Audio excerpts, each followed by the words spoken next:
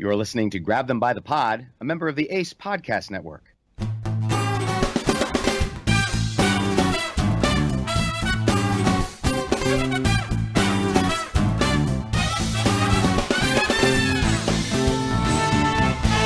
And you are back with Kevin and Jesse. This is Grab Them by the Pod, and boy, do we've got a lot to talk to you about tonight. Jesse, what's going on out there in the world of politics? Oh, well, there is big news that happened right before we started recording. But before we get there, we want to address something just really quickly.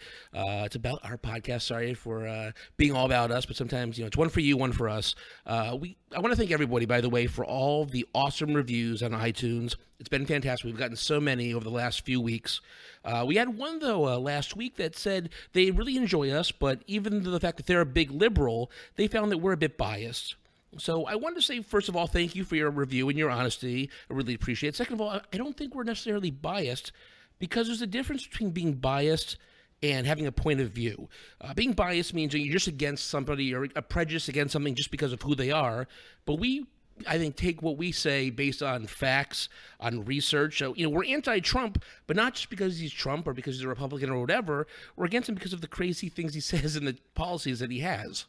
Right, and we are not necessarily trying to be a nightly newscast. I am not Walter Cronkite. You're not Peter Jennings. So we're not just trying to, bring you the 5 W's of news. This is a political talk show, if you will. So we are including in this some of our thoughts, some of our opinions. But as you said, Jesse, we are also backing it up with fact. We do a lot of research. It takes a lot of time. Trust me, I'd much rather be able to pull this off, quickly, the minute I get home from my day-to-day job. But it takes me some time to research and get the facts and get the numbers and get the data to be able to back up my opinion. So I take great pride in that.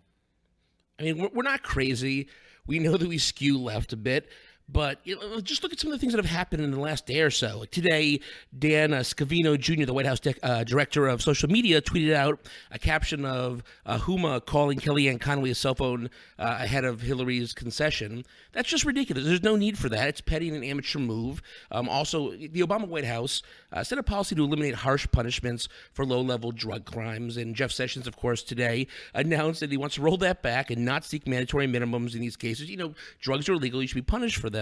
Well, that's up for debate. But throwing the book at somebody for having a little pot isn't necessary. The punishment should meet the crime. And these criticisms, in my view at least, are not biased. It's just human decency from what we see. Correct. We'd be happy to praise the president if he were to give us something to praise him for.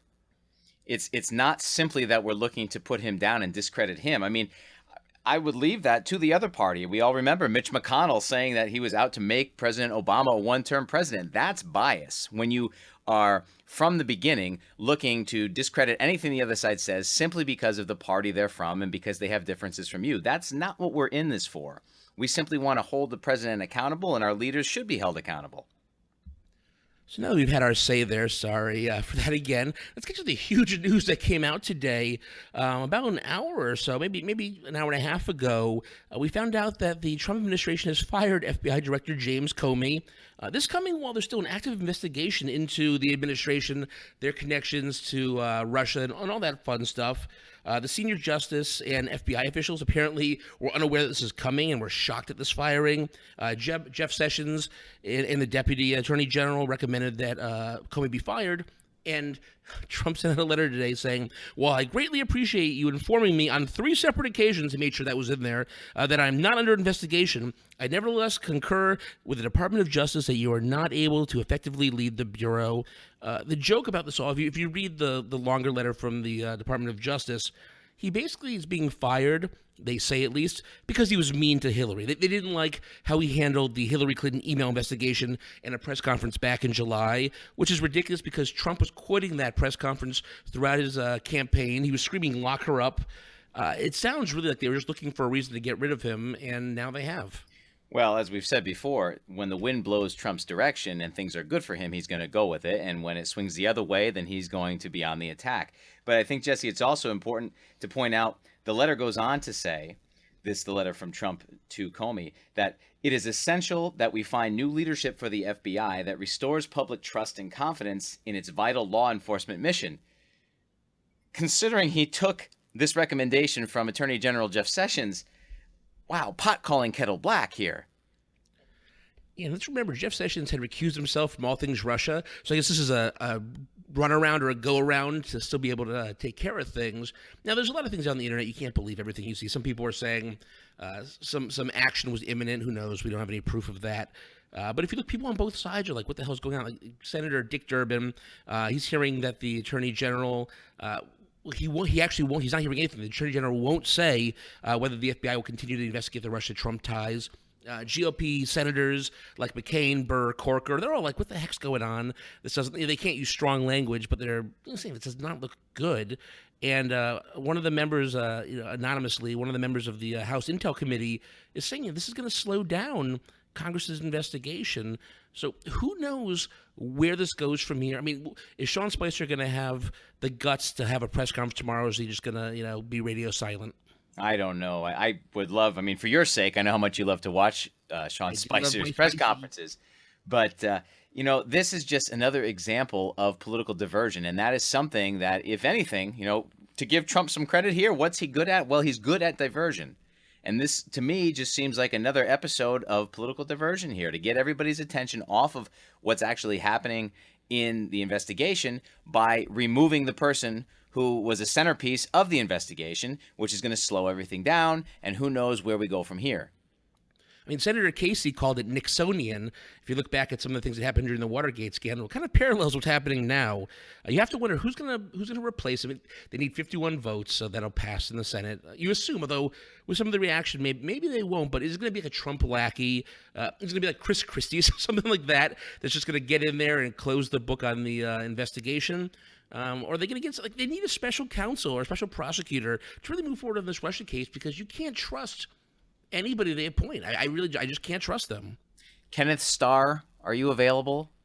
Yeah, what's he doing right now? What do you say? Was he at Clemson? Is that what you told me Baylor. once? Or? He was at Baylor, but he actually lost his job as the president of Baylor because they had some scandals of their own. It's so funny as we came into this podcast, because we had Comey on here. We were going to talk about him being in front of the Senate last week at a hearing, and he was scheduled, actually, I think, for Thursday. Marco Rubio made a kind of lighthearted comment, like, I guess it's going to be difficult to get him in front of us on Thursday now, because it was his committee. But we had a whole thing. We were going to talk about Comey and his reasoning behind what he did back in October and November with Hillary. But I guess that's not really important anymore, because he's gone, as they say. Yeah, getting fired trumps, pun intended, whatever he had to say in his hearing. And coming out of the White House, apparently White House officials, are shocked that this is big news. They didn't, foresee any big news coming out on this, not being a big deal. When it comes to Comey, you either get rid of him at the beginning of the administration, or you have to let him in there, I think, and follow through to the end. People are saying, well, Democrats hated Comey, then liked him, then hated him, and liked back and forth. But at this point, Comey, love him or hate him, is deeply involved in the investigation into the administration and Russia. And to get rid of him now, it does not pass the smell test. No, and the Democrats were, against him, obviously, because they feel as if he cost them the election. But then once Trump was sworn in as president, they seemed to swing back a little bit in his favor, because he seemed to be a bit of an independent voice, especially after the whole wiretapping claims, where he kind of countered the president, saying that he saw nothing that really was evidence of any real wiretapping. So who knows what's going to happen now? Comey was 3 years into a 10-year term. It's anybody's game now as to what's going to happen. I just hope that it does not slow down any of the process of this investigation, which needs to continue. Because if there is any foul play involving the Russians in our election, that is the worst possible scenario. We need to get to the bottom of this, and we need to be able to move forward. Well, who's going to pick to replace him, don't you? There's only one option. If you look at how he's been handling the administration so far, obviously Jared Kushner is going to be the new head and director of the FBI. He does everything else. Why can't he fix that as well? Of course. Why not? If you go to the fake news website of CNN, they actually have I tweeted out earlier this today. I think they have a really great page where they have all of the people in the Trump administration or related to the Trump administration who have kind of ties to Russia, and you click on them, and it just shows you in a little graph who they're attached to, how they're attached. I think it's pretty interesting, and there's a lot more people on there than I thought, and I pay attention to this stuff. It's almost, what do you call those things? And I apologize out there if there's any Russian listeners that are offended by this. Those stacking dolls. The Russian nesting dolls. Yes, the nesting dolls, right? It's almost like that. We keep peeling back layers and layers and layers, only to find that, yet again, there's one more connection between the Trump campaign or the Trump staff and the Russians. It's a riddle wrapped in an enigma inside of a clue, or whatever the hell they say. And this initially wasn't going to be our big story of the day. Our big story, which happened on Friday, was going to be the healthcare reform. What was it, Friday? No, it was even earlier than that, wasn't it? You know, all these days start coming together after a while, and I forget exactly when. It was a very sad day. But healthcare reform passed out of the House last week, and you know, we said it was on Thursday. I know for a fact it was on Thursday because I was talking to a friend of mine who said, you know, I was listening to your podcast on Thursday, and you guys didn't think it was going to pass. And then it passed, and I was like, what the heck? I go, well, we did record that on a Tuesday, so you can't hold that against us. True. And we've been wrong before. I mean, but we should know better by now, right? After the election in November, we should know better than to, you know, make these predictions about anything political. And, you know, this anything can be expected in the Trump administration and this current political climate. And by the way, not to be accused of fake news. No, it was Friday. It wasn't Thursday, so I was wrong there. And I should know because I was on Twitter basically lobbying Congress all day on Friday through the people who I guess were the moderates, the people on the edge. And I guess it didn't work, unfortunately. But and again, that's a case. We're not doing it because we think it's Trump. We're doing it because it's not a good bill. We've talked for countless minutes on previous podcasts about why we are against this. So I don't think we have to go into that again. But what was your feeling when you saw that it passed? I'm not going to lie. It was kind of a sinking feeling that, again, our leadership, our politicians who are supposed to represent the best interests of all people had let us down. And again, not to go into it too deeply, but, we've said on here before that you don't get rid of the entirety of a bill just because it had some missing parts or some bad parts. You fix what's broken. But the general structure of what was there, of providing more Americans with the vital health insurance that they need, was not a bad thing. So to throw the baby out with the bathwater, it gave me a sad feeling, a sickening feeling in the pit of my stomach. Yeah, I thought they might stop it again, but it was not meant to be. It passed. I mean, it was close, but not really close. It was 217 to 213. This is a situation where you make sure you have enough votes, then you let some of the people in the purple districts kind of vote against it because it'll help them out. But there was no CBO score. The last CBO score sucked. This version had no CBO score. And what pushed it over was Congressman Fred Upton, who I like to point out is the uncle to supermodel Kate Upton. Yeah, he should have left that as his claim to fame. He put out an amendment. So one of the big things with the American Health Care Act is that it allows states to opt out of rules to prevent insurance companies from denying coverage or charging more for people with pre-existing conditions. His amendment, Upton's, gives $8 billion in assistance to reduce premiums or out-of-pocket costs for this kind of stuff. But the nonpartisan Brookings Institution predicts it's going to cost like $500 billion. So, I mean, it sounds ridiculous when you're talking about this kind of money, but $8 billion is nothing when it comes to what it's going to cost. But it didn't matter to the House GOP. They were wheeling in beer before the vote to celebrate, and then they went over to the White House and partied with the president in the Rose Garden. Well, the Upton Amendment, according to Robert Graboyes, who's a fellow at George Mason's Mercatus Center, in an interview with The Hill, he called it a pittance. And that's truly what it is. And he says a pittance to the fifth power when it's divided up. Now, Larry Levitt at the Kaiser Family Foundation estimated that $8 billion covers about 160,000 people. Karen Politz, also at Kaiser, says that it's 220,000. The liberal-leaning Center for American Progress says it's more like 76,000 people that $8 billion can cover. So it really is small potatoes when it comes down to it. That $8 billion needed to be a lot more, but it was enough to get the votes necessary to pass the American Health Care Act through the Republican-controlled Congress. I mean, I told the story about when I used to lobby Capitol Hill and I would ask for like $5 million and they'd laugh at me because it was nothing. This is a lot more, but it's still nothing, I guess, in the grand scheme of what they're going to use it for. So what did you think? So when it passed, the Republicans cheered, the Democrats started singing, na, na, na, na, hey, goodbye. I guess saying they think that this is going to be the end of them. They've shot themselves in the foot. They're going to get voted out in 2018. It's been sung before. In 1993, the Democrats voted to raise the taxes, and the Republicans sang it, and they took over Congress not soon after. So, personally, I don't think it's a good look. It's sad when people are going to be without health care pretty soon, but they felt they needed to taunt. How did you read that?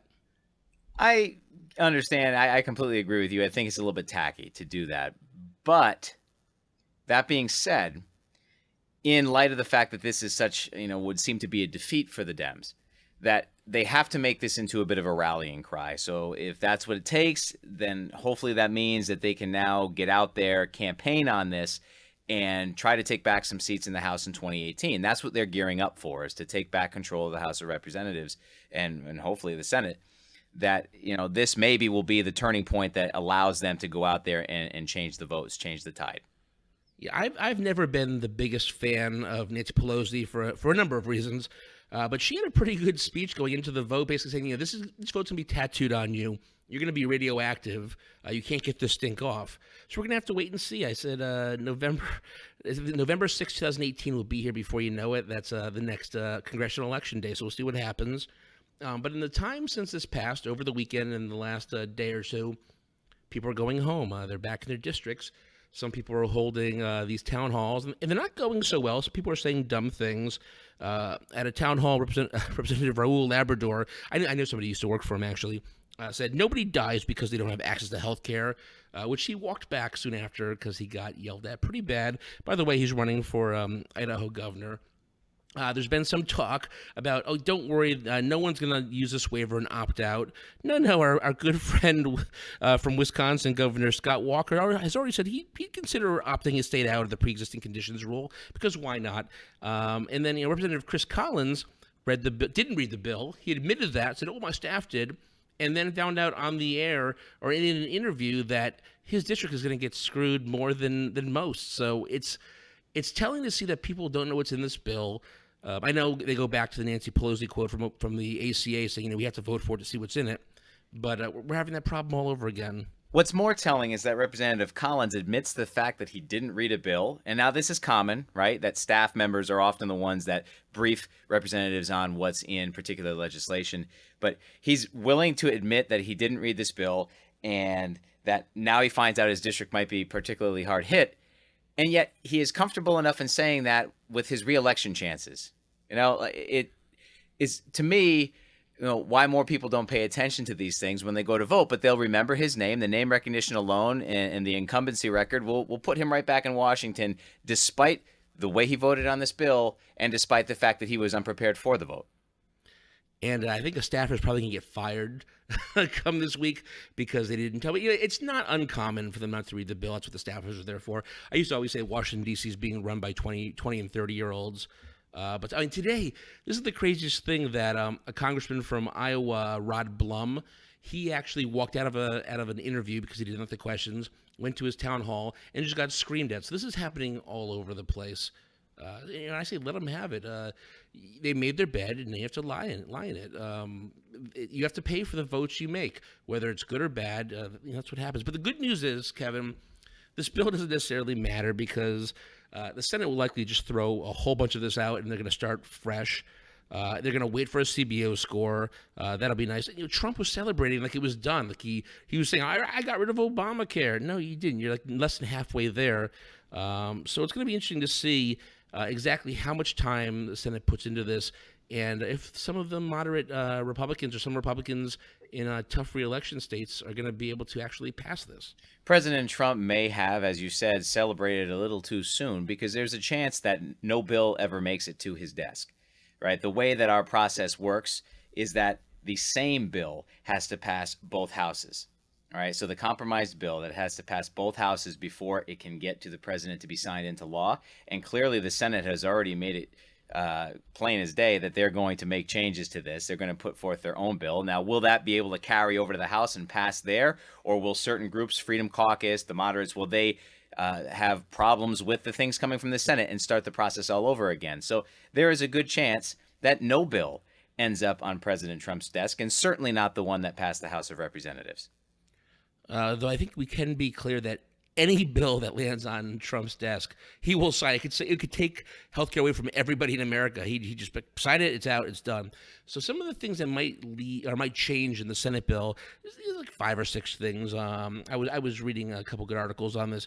They're probably going to add. The Senate will probably add more tax credits for low income people because right now I couldn't believe this when I read it. The CBO found that in the House bill, a single 64-year-old making $26,000 a year would have to pay more than $14,000 a year in premiums. That's more than half their salary. Now, I know that may not necessarily be common in older folk. Who knows? I haven't run those numbers, but that's insane to think that someone making that little money will have to spend that larger percentage of their income. But these are exactly the details that President Trump doesn't concern himself with. He speaks, as we know, in broad generalities all the time. He doesn't concern himself with the details. But the details are what actually impact the citizens. It's what impacts us. And as you said, this is more than half of that single 64-year-old's yearly income. And in what world is that okay for something as basic and as much of a right as healthcare should be? Sadly, it seems like it's this world. One of the things I think is really going to get to them is the whole Medicaid expansion thing. I mean, Medicaid expansion, it's covering an estimated 9.6 million more people now. And if that ends in 2020, oh my God, some people are going to be ticked off. And there's a lot of senators like Dean Heller in states that they rely on things like Medicaid. And if you get rid of that, again, you're going to be kicked to the curb faster than you can say you're going to the vote.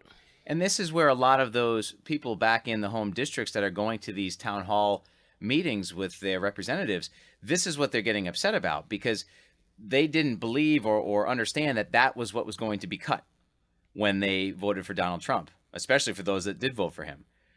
That now it's coming to call that this is what's going to happen. They're going to lose some of the benefits that they've been living off of that sustain them for the past however many years. And now with those things being threatened to be pulled away, they are upset, and rightfully so. And this is why they need to let their representation know it. Yeah, and they're obviously going to do something about the fact that 24 million people could be without coverage. I mean, the CBO score has got to be infinitely better than the House version from the move forward. I can't imagine them moving forward with something that's so negative, both from the CBO and to the public. But I think one of the things we're going to have to keep an eye on is this whole pre-existing conditions and essential health benefits deal. They kind of go hand in hand at certain parts. I saw Senator Bill Cassidy, who I disagree with on a lot of things, but he was on Jimmy Kimmel on Monday night, and he has something he calls the Jimmy Kimmel test. Wants to make sure that somebody who's not Jimmy Kimmel but had a son or a daughter in the exact same position as his could get covered. He was saying a lot of the right things on the show. I don't necessarily know if I believe he'll live up to those, but I like hearing that because people with when you started reading, pregnancy could be a pre-existing condition, a C-section could be diabetes, all these things that suddenly people are in big trouble. And then when the essential health benefits aren't going to be covered, so you're not covering things like maternity care, mental health treatment. I mean, these are things that people have come to rely on. And you can't, it's been said time and time again, you can't give these things to people and then take them away. Once it's there, at least in my opinion. Money Magazine this week cited the Kaiser Family Foundation about what types of things would be considered pre-existing conditions. And according to law prior to the Affordable Care Act, things such as pregnancy, as you mentioned, including expectant fathers, could be denied coverage because of that being considered a previously existing condition. But things like arthritis, diabetes, anxiety, obesity, Parkinson's disease, and even transsexualism were considered pre-existing conditions that would preclude you from being able to access health insurance, or at least affordable health insurance.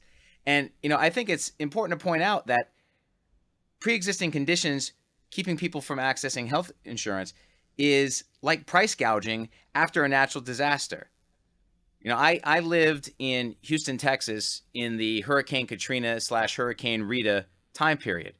And I saw what price gouging means when they mark up things like water at a convenience store because it's a human need and people want to get it and they mark the prices up. And I also saw people resort to violence to get that because they weren't going to be denied such a basic thing. And I'm not suggesting that there should be riots in the streets over this, but it's something that should make us wake up and pay attention. And when it comes to somebody's family or their children, they'll do anything to make sure they're taken care of, and sometimes that results in violence. And I'm never one to excuse that, but this is a situation that can be easily averted if they just had a better bill or keep versions of the current bill. I mean, we say it over and over and over again, and it just makes me sick to keep saying it, but it has to be said until the final bill is either defeated or passed. We have to keep saying these things. Well, and it's ridiculous. If we put the ball in the court of the health insurance companies to make the decision as to who gets coverage and who doesn't, things as simple as acne and high blood pressure kept people from health care prior to the Affordable Care Act. Do we really want to get back to that as our policy? It's health insurance companies operate as a business. They're trying to make the most out of or get the most money that they possibly can. And if we put this on them, well, it makes perfect sense that they would operate it this way to make more money, that they would deny people coverage. That's why the law needed to exist in the first place. And that's why, while it may have been flawed, it was not, it should still be in place. There needs to be something that protects people's human rights to health care. And due to my current circumstances, I'm going to refrain from saying anything about insurance companies. Might be a good idea. So let's move on. Not wanting to let Comey get a one-up on her, Sally Yates came back to the Hill again, too. And this has been a fun time for her, I'm sure. Before Sally Yates, she was the acting, what was she? She was the acting attorney general, and they got rid of her because, she disagreed with the policy, with the travel ban policy. So Monday morning, Trump tweeted out, asked Sally Yates under oath if she knows how classified information got to the newspapers soon after she explained it to the White House counsel. So he's basically implying that she leaked. When Sean Spicer was asked about that, he's like, well, I think the president's quote or tweet stands for itself, speaks for itself. He's just saying, ask her. He's not accusing her of anything. Yeah, okay. It's ridiculous. Well, and Donald Trump doesn't want to take blame for anything. He doesn't take blame for the Mike Flynn fiasco. And that really is because, as he billed himself, he's an outsider. He really does not know much about Washington or the way it works or how any of being president should be. And he takes information from his advisors, and he just naturally thinks that they're steering him the right direction. That's dangerous in and of itself, because now we're putting a lot of power in the hands of people like Mike Flynn to steer the president. But, when you are the president, the buck stops with you. So you need to take responsibility. It was your hire. Naturally, you need to take responsibility for that. But no, it's Obama's fault. He should have looked into Flynn before Trump hired him. That's what Trump keeps saying. But it's been said that Obama himself told in that meeting after the election, when they're both in the Oval Office and Obama looks like he's on death's door, just wants to cry, that he warned Trump against hiring Flynn. Although Trump was like, Flynn was against Hillary, so he probably just doesn't want me to hire him because of that. No, I mean, when you're in the Oval Office, such petty things shouldn't be the issue you're arguing about. But it's just ridiculous. So, anyways, to the actual hearing that happened, most people stuck to the script. They talked about some of the Russia issues and what she saw when she was there, and so on and so forth. But of course, some of the usual suspects had to pop up. Senator Cornyn had to admonish her and say how disappointed he was that she opposed the travel ban. And of course, Yates had to bring up that at a confirmation hearing. Cornyn himself asked her if she would push back on something the president did if she believed it was unlawful or unconstitutional, because I'm assuming Cornyn, like all of us, thought it was going to be Clinton in the White House. And then, of course, our buddy Ted Cruz, Senator Cruz from Texas, spent most of his time talking about Hillary Clinton emails, which is, old news, has nothing to do with anything.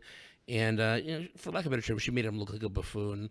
It's just sad when someone's up there on a serious matter to talk about Russian interference in the election. These guys have to use it for their soapbox and try to catch her in a lie or something. Exactly. They certainly showed their agenda. But, back to the idea that President Obama didn't do anything about Mike Flynn. Well, it came out this past week that he did give warning to Donald Trump when they met shortly after the election took place in November, that Mike Flynn might not be the best choice for national security advisor. And as a matter of fact, the Obama administration dismissed General Flynn as defense intelligence chief for what a former senior U.S. official who worked with Flynn in that role called insubordination. Flynn was also warned not to have dealings with Russia or Turkey or any of the countries that it's been outed that he did deal with, and yet he still went about that anyway. He was advised upon leaving his role in the military that even in his retirement from the military, he should not be dealing with those countries, and he did. So apparently insubordination is the name of his game, and so why should we be surprised? And you think insubordination would be a big deal to somebody who's a military man who is used to following the orders and having the ranks and having the different levels of command, but apparently, I guess it doesn't mean as much to him as we may have thought. Well, and power corrupts. It certainly does. We see that time and time again. I had to laugh today watching Sean Spicer. He goes on and on about things that are unsubstantiated, that have no proof. There's no proof that Russia has anything to do with our election or with Trump, so we shouldn't talk about it. Yet he was happy to cite a rumor that Sally Yates was a Hillary supporter. To me, it just makes it's crack reporting, of course, from Sean Spicer and the White House press team. But it just shows how hypocritical they are. That rumors against Trump bad, rumors that help Trump good. It's very basic. It is very, very basic. Yikes. Well, before we move on, I want to just take a break here and have a word from our fellow Ace Podcast Network friends, Confession Radio.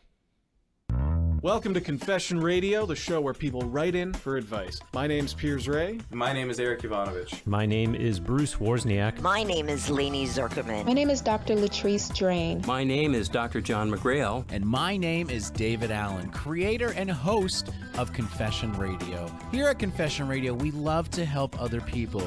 As you heard, some of the awesome elite team that we have that are willing to help you with your problems. Don't forget to visit the website, confessionradio.net. You can hear us on iTunes, Stitcher, anywhere you listen to your podcasts. And also, we are featured on iHeartRadio. So stay tuned, because here comes Confession Radio. Confession Radio is for entertainment purposes only. So as we get to the end of the podcast, I want to really bring up that the 2020 campaign has really already started for president. Trump ran an ad, or tried to run an ad about a week or so ago. It was released talking about his perceived wins during the first 100 days. And it's so funny. Sometimes you ask that, but 100 days don't matter. Other times, 100 days are very, very important. This ad blames the media for not covering all of his accomplishments and puts the word fake news over hosts from CNN, MSNBC, CBS, ABC, PBS. So to nobody's surprise, these networks didn't want to run an ad calling them fake news from the president. And now Trump is running around saying that this is an affront to freedom of speech, and he continues to call it fake news. But I mean, it's obvious that like, if I had something that was against Trump, it's not like Trump Tower would have a poster, in its lobby about that. You don't have to run things that are ridiculous like that. Well, the president certainly hasn't done himself any favors since running for office, but especially since taking office, as far as the media is concerned. So what does he expect? That they're going to, with welcoming open arms, they're going to say, oh, please let us run your ad. But in those 100 days, in those ads, is he going to include the legal rulings that went against him? No, it's all about the EOs that he can just sign and put out there, and then just doesn't mention that the court shoots them all down. It's, yes, you got a person on the Supreme Court, but you also have a majority in both chambers. And it's been empty for about a year and a half or so now, so it's not that big of a deal. I mean, it's a big deal in what it represents, but it's not a big deal that he got it done so quickly. He had all the pieces in place to do it. Well, and he can claim that the news is fake, and that's why they're not covering all the good things that he's done, and his supporters believe that. But it's about educating the masses, the rest of everybody else, it's not the case at all, that the news is covering what's going on, and that perhaps Donald Trump just hasn't made all the right decisions himself. Perish the thought.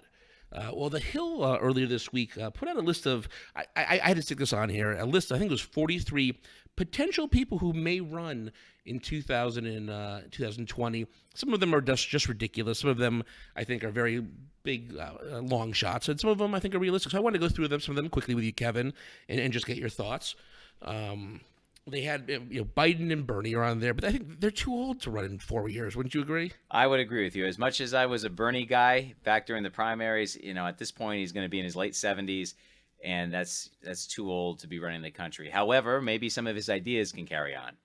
Yeah, he could be like an elder statesman, I guess, pushing out his ideology of I guess the further end of the Democratic Party. They had Martin O'Malley, but he was a non-factor in 2016. I can't imagine him being a big deal 4 years later. No, too much of a dud, so to speak. He's maybe has some great ideas, but he doesn't have like the charisma to attract people to vote for him. I think they put Bill de Blasio on here. Bill de Blasio is dealing with his own problems in New York City right now. I don't actually think he'd be reelected there if he runs again. So I don't see the White House in his future.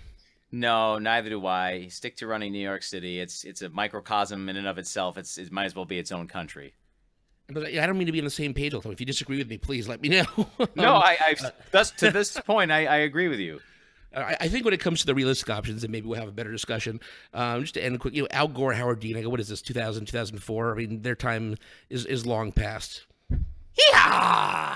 Yeah, we're going to Wisconsin. We're going. For the excitement alone, maybe we can get some Howard Dean up here. But no, it's past their time. Yeah, and concerning that Howard Dean scream, 538 before the election last year, actually put out like a mini documentary, audio podcast documentary, talking about that and how if you're in the room, you didn't hear it the same way you heard it on the mics. It was very interesting about how that kind of sunk his campaign to a certain degree. And finally, one of the options I thought was just really far-fetched was Keith Ellison. He lost to Tom Perez for the head of the DNC. I think the fact he's a Muslim. I personally don't have a problem with it, but I don't think America is ready to elect a Muslim president. No, certainly the Trump half of the country is not. And they thought President Obama wasn't. They thought he was a Muslim. How would they do an actual Muslim, right? Yeah. Some of the far out there suggestions. So Mark Zuckerberg, people have been making a case over the last year or so, or 6 months, that he's been making the rounds to certain areas and talking, but I don't see. He doesn't have the charisma to be president personally. He's so young. True, but he's a successful businessman, and that helped Donald Trump get elected. Yeah, and I actually asked some people this weekend, those people being my parents, if they would ever vote for Mark Zuckerberg for president, and my father said no. Then he thought about it, goes, "No, anybody but Trump, I would, yeah." So I know where they're coming from. The bar has been set awfully low. Yeah, really. Mark Cuban, they've been trolling Trump about this for a long time. Although there has been, I've heard a lot of people say that they think he actually would be a very good president, but who the hell knows? He's Trump light, and I actually mean that as a compliment. I like Mark Cuban. I don't think he's quite as nutty out there, but I don't see that happening. Neither do I. I think it's too lucrative to stay in business. And if anything, if Donald Trump serves as an example, look, he's recently said that he thought the job of president would be a little bit easier. That's ridiculous. And the final two, The Rock and Oprah. I vote for The Rock. The Rock is great. Everybody loves The Rock. The Rock is to me now what Will Smith was like in 1996. Just everybody likes him. Great, but that fades fast with time. Yeah, it's not going to happen. So on to some of the more realistic options. First, I know you're a bigger fan of her than I am, although Wait a minute, Jess. Before we get to that, how about this one? Okay, bring it on. Jimmy Carter. He still has 4 years of eligibility remaining. Let's bring him back. Well, he beat brain cancer somehow. I don't know what the hell happened there, but oh man, could you even imagine? Take that, Grover Cleveland. I'm just throwing that out there. Food for thought. Yeah, well, you never know. George Herbert Walker Bush could still do it too. Then I guess that's true. Yes, president and vice president team. Bring back some moderation in politics, both sides of the aisle. We could be onto something here. There was a movie that came out like 20 years ago with Jack Lemmon and James Gardner, where one had been they'd been president before, and they kind of got into some hijinks, and they ended up running as a ticket. But My but Fellow hadn't been Americans? decided. Yes, that's what it is. Well, and the one thing I remember of that movie is, I think it was Jack Lemmon that said that, do you have any? Maybe it was James Gardner said, in their mind, the lyrics to "Hail to the Chief" are "Hail to the Chief, I'm the Chief, and I need hailing, hail." That's as good as any other ones, I guess. All right. On to the realistic ones, though. As I was stating, you're a bigger fan of hers than I am. Massachusetts Senator Elizabeth Warren. I would say she's too liberal to win, but I don't think any of that necessarily means anything these days following the Trump presidency. Right. It all depends on how much the backlash swings the other direction, right? So we had this kind of conservative, anti-establishment movement that elected Trump. If these 4 years continue to go as they have, perhaps the pendulum swings back to the liberal side, and then maybe that combined with capitalizing on the women's movement that's picked up in the Trump presidency, maybe she does have enough to get elected. I'm not so sure. At this point in time, I see her as being a little bit too far left to get elected by the majority of the electorate, but we shall see in a few years' time. And could you imagine 16, 18 months of Trump calling her Pocahontas on national TV? She said she had Native American background in one of her books, and it turns out it wasn't true. Was that it? Something like that. Something like that. They make it out to be a bigger lie than it really was. I thought the Pocahontas thing was kind of funny. Like the first time when he was candidate Trump, but he's president now. He should probably stop that. Yeah. So the next name is Kamala Harris. She's a new senator from California. Can a black woman win the presidency in America?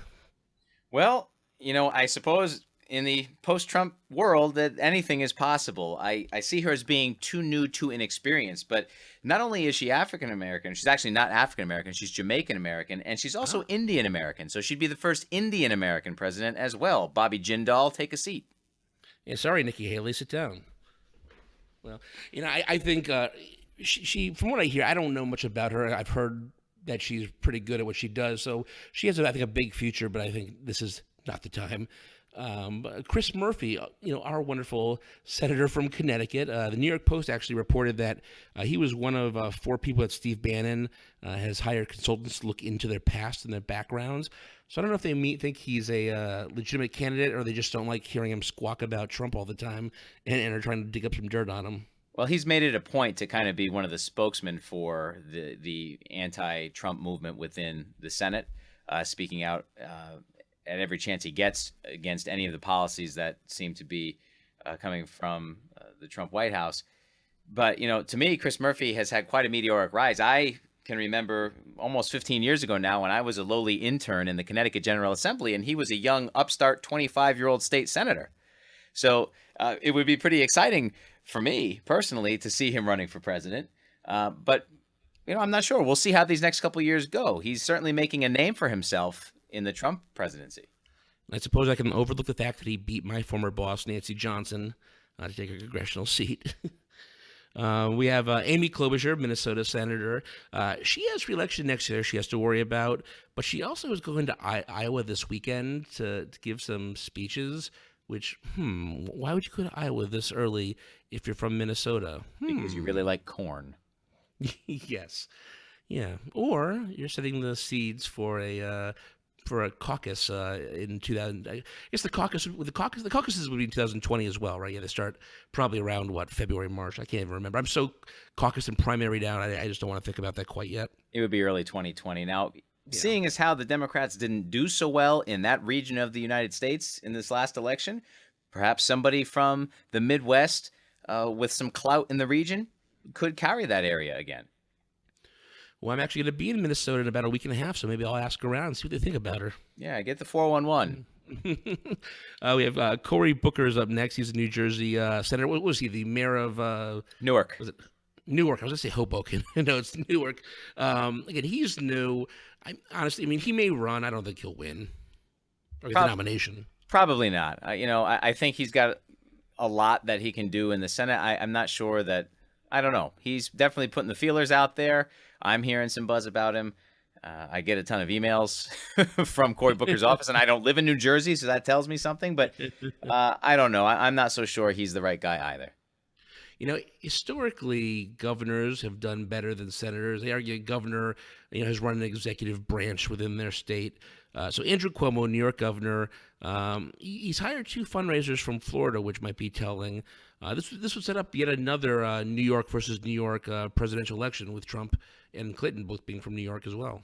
Well, certainly his father, Mario Cuomo, had talked about running for president back in the 1980s, and there were some thoughts of that. Andrew Cuomo himself could be. Again, if he's fundraising in places like Florida now, if he gets an early jump on it, maybe. He's definitely got a name in Democratic politics, and he's somewhat young and has some progressive ideas, and he's been working with the state of New York and New York City. So perhaps, we'll see. But again, to me, for a lot of these people, it's too soon to tell. And I wonder if his father might be a detriment now, because if you look back, Mario Cuomo actually ran a good amount of, or I don't know if it was commercials or just had sayings that were somewhat homophobic towards Ed Koch. I won't repeat them here, but you can go find them. So I wonder, as you look back, whether those things would be dragged back up. Yeah, it was a different time. It was a different time. You'll know this better than I. I'm so bad. I meant to look this up. Of course, is it Julian Castro or Julian Castro?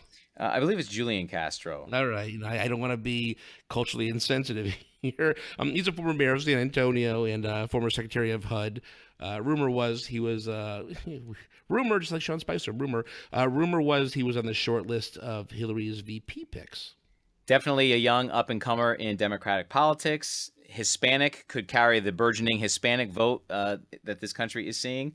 So that might be the future of the Democratic Party, the minority vote, the Hispanic vote. If he could capitalize on that, it could bode well. It's amazing how far we've come in such a short amount of time, I think, personally. I remember down in the 2000 election going, will people elect a Jewish vice president? We had a black president. We almost had a woman president, and it's not out of the realm of possibility at all for a Hispanic president. So I think that's definitely a step in the right direction, as much as we don't like what we see in current politics today. Absolutely not. Demographic shifts are changing this country, and we could see change to our electoral politics as well. Well, that'll all stop when the wall gets built, I'm sure. All right. We're getting down to the kind of the last couple ones here, so we'll go through them quickly. Sherrod Brown, Ohio senator. He was also being investigated by Bannon's consultants. He needs to win a tough re-election race in 2018 first, but he's from Ohio. I guess Clinton just barely won Ohio, but Ohio is a big state to if you're running and you can guarantee that that's a win for you, that's a big deal. Right, always one of those battleground states that the election seems to come down to. It's what cost John Kerry the election in 2004. It's always close, perhaps having a senator there. But again, he has to win 2018 first to keep his popularity. And then maybe going forward, he could. Yeah, next of all, Patrick, former Massachusetts governor and DNC chair. He's good buddies with David Axelrod, but he's working at Bain Capital now. And, all the crap they gave Romney, I don't know if you could run for president while you're working there. Right, that could hurt. The capital working in private industry, and especially in that type of private industry, could hurt. He was also a friend of President Obama, so he's got that going for him. I'm not sure that he's presidential material. Terry McAuliffe, he's a term-limited Virginia governor. I voted for him when I was down in Northern Virginia. I wasn't a huge fan of his, but I was definitely not a huge fan of who was running against him. He's close to the Clintons, which I guess could help or could hurt. I don't know. At this point in time, one never knows. You think the Clintons are falling out of favor, but then people love some Slick Willie. Yeah, Hillary can go away, I guess, as far as the people are concerned, but they love Bill. Always have, always will. Yeah. That's a campaign slogan for you right there. And finally, Jay Inslee. I actually just heard him on on Pod Save America, one of our distinguished competition podcasts out there. He's a Washington governor, former congressman, and it really sounded like he wasn't saying it, but he wasn't not saying it. That he might be running. I mean, he's I think had like a decade or so in Congress. He had 2 terms as Washington governor. He was one of the people leading the charge against the Trump travel ban. Well, I think he would be one of those undercard people that, much like the 2016 election, the Republicans, you have like 15 people running in the early months of the campaign, and you have a 2-tiered debate structure where you have the top 10 get to participate in the primetime debate, and the other guys are, debating at 5 o'clock in the afternoon. So I don't know. I don't know enough about Inslee, to be honest, to kind of give my prediction. Well, we'll see as the field starts to become a little more clear in the next year or so where to go. Okay, so we thank you for sticking with us as we went through some of the possible and improbable people to run for president in 2020. So that leads us to one of our most popular segments, of course, Kevin's Corner. Well, Jesse, as Thomas Jefferson eloquently described in the Declaration of Independence, we're endowed by our Creator with unalienable rights. These are rights of all humans that transcend any man-made political boundaries. The right to health and the care necessary to keep it is a basic human right. Those in Congress who voted in support of repealing the Affordable Care Act have forgotten their most sacred responsibility of upholding the rights of all Americans, especially those most in need. It is easy for those not in danger of losing access to the care that they are entitled to make decisions about those who stand to lose. Congressmen and women who face angry crowds in their home districts have cried foul and feel that they are being set up or ambushed by the backlash of the American Health Care Act. Perhaps they are finally facing tangible consequences for their actions. Well, thank you, Kevin. That was lovely as always. I want to thank you for that. I want to thank our listeners. You know who you are. I'm talking to you. Yes, you, for listening to us once again. And make sure to go to our website at www.grabthembythepod.com. You can find all of our social media links, all of our podcast links there, anything you need to know about us. And on top of that, we will see you next time. Thanks so much, Kevin. Later.